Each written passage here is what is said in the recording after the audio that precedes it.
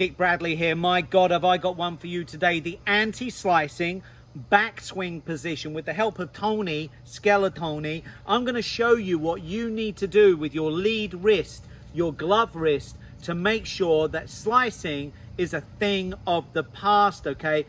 This is gold for you slicers. So what happens with a lot of you slicers is on the backswing and the downswing, your left wrist cups like this. Look at that. Well, anytime you do this with the wrist, okay, you add loft and it's weak and it's a glancing blow. Look at that. So I'm going to want you, if you slice the ball, to do this with your wrist and actually bow it a little bit, right?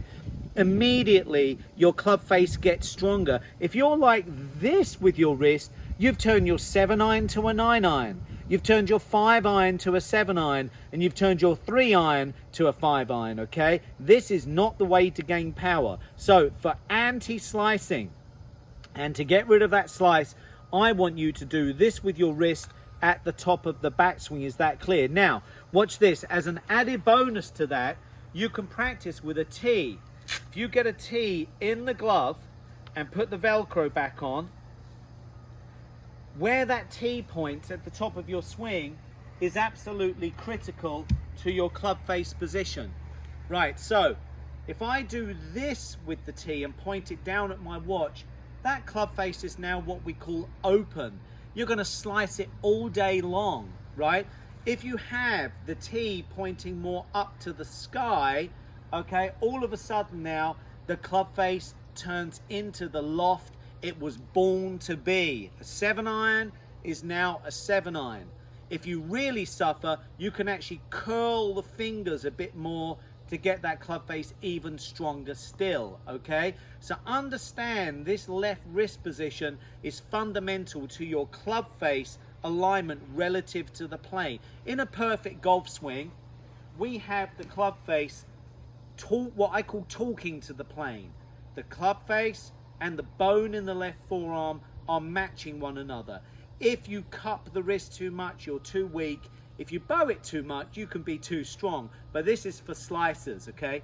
Now, an added bonus for you if you are guilty of slicing. Move the left arm down a little bit too much, right? Or a bit more, right? So we're going to have the left wrist down and we're going to have the left arm a little bit lower in your backswing. This will promote a shallower plane into your downswing. So let's go through those points again. Let's speak to Tony. Tony, right, so in the backswing, we don't want this left wrist cup like this, okay? That's a slicer's position. We want to get that left wrist kind of flat there so the club face strengthens up. As a bonus, put the tee in the grip, okay? Have the tee pointing to the sky. That will strengthen the face. And then lastly, have that left arm working more across your chest and not high in the sky. Because guess what? The higher it goes, look what happens to the wrist. All right? So, anti-slicing, backswing there for you. Tony and I know what we're talking about. Go to bradleygolf.com, like this, subscribe, and share it with your friends. And by the way, go to Instagram, Nick Bradley Golf. Bye.